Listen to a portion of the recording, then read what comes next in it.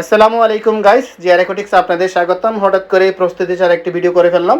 আসলে আমি অফিস থেকে আসার সময় আমার ভাগিন আমাকে কল দিয়ে বললাম, মামা এখানে গোল্ডাস বেলুন বলে ওই ট্যাঙ্কের মধ্যে হচ্ছে ছোটো ছোটো পোকা দেখা যাচ্ছে। বাট আমি এসে দেখলাম হচ্ছে এটা পোকা না, এটা আসলে মাছ, এর বাচ্চা, আরও বাচ্চা দিয়েছে। যাই হোক, এটা খুবই একটা চিন্তা করলাম এই ভিডিওটা করে ফেলে আপনাদের সাথে শেয়ার করি। দেখতেই পাচ্ছেন হচ্ছে যা অলরেডি হচ্ছে যে আমরা বাচ্চাটা কালেক্ট করা শুরু করে দিয়েছি। বাচ্চাগুলো আসলে খুব হচ্ছে যে তারপালিনের বিভিন্ন ফাঁকে ঢোকার চেষ্টা করতে, আসলে কালেক্ট করা একটু ডিফিকাল্ট হয়ে যাচ্ছে। আর ভয়ও লাগছে যাতে নেটের আসলে চাপে বাচ্চাদের মারা না যায়। এই যে দেখেন কালেক্ট নিয়ে ফেলেছি, এই যে দেখেন। তো এখানে বাটিতে হচ্ছে অলরেডি আগে কিছু বাচ্চা আছে।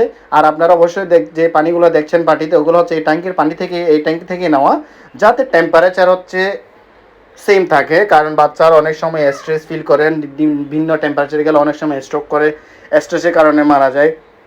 সেই জন্য অবশ্যই চেষ্টা করবেন সেম ট্যাঙ্কের পানিতেই যাতে দেন।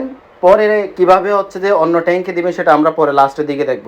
এই যে দেখেন, অবশ্যই যেহেতু আমাদের আসলে এই ট্যাঙ্কগুলো আমরা রিসেন্টলি সেট আপ করেছি।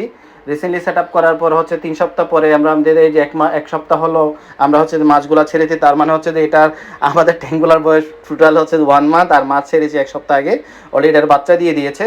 আর হচ্ছে আমরা কিছু গাপ্পি গ্রাস দিয়েছি, দেখতে পাচ্ছেন। আর তেমন কোনো প্ল্যান দেওয়া হয় নাই। আমরা চেষ্টা করবো আর অনেক কিছু প্ল্যান এড করার, যাতে কিছু হাইডিং স্পেস ক্রিয়েট হয় বাচ্চার জন্য।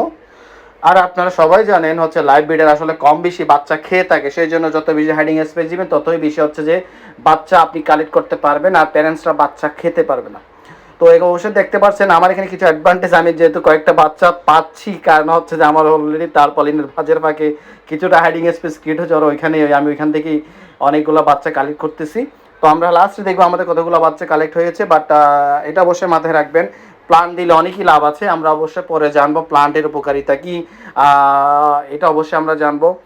তবে হ্যাঁ, এখন যদি দেখেন প্লান্টের একটা উপকারিতা যদি বলতে যাই, প্লান্টের কারণে হচ্ছে যে পানিতে একটা অক্সিজেন লেভেল ভালো থাকে, অ্যামোনিয়া লেভেল ভালো থাকে, অনেক কিছুই।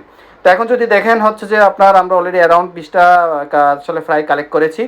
এখন এই ফ্রাইগুলো হচ্ছে যে আমরা এখন হচ্ছে আমাদের একটা ফ্রাইয়ের আরেকটা হচ্ছে ট্যাঙ্কে দেবো। আর এই যেহেতু এই বাটিটা ওই ট্যাঙ্কে ছিল, ওই পানিতে ছিল, আমরা চেষ্টা করি বাইরের সাইডটা যাতে আমরা ট্যাপের পানি দিয়ে ধুয়ে ফেলি। হ্যাঁ, ট্যাপের পানি বলতে যদি আমি বলি, আমার বাসা হচ্ছে সাবমার্সিবল পাম্প, সো আমার পানি কিন্তু ক্লোরিনেটেড না। তো আমি ওই পানি ডাইরেক্টলি হচ্ছে ওই পানি দিয়ে আমি বাটিটা ওয়াশ করে নিতে পারবো। কিন্তু আপনাদের যদি গাইস পানি যদি ট্যাপের পানি হয়, ক্লোরিনেটেড লাইনের পানিগুলো নর্মাল ক্লোরিনেট করাই হয়, তো সেই ক্ষেত্রে হচ্ছে আপনারা 2 থেকে 3 দিন, নর্মালি 24 ঘন্টা পরের পানি হইলে হয়, কারণ 24 ঘন্টার মধ্যে ক্লোরিনের কনসেন্ট্রেশনটা চলে যায়।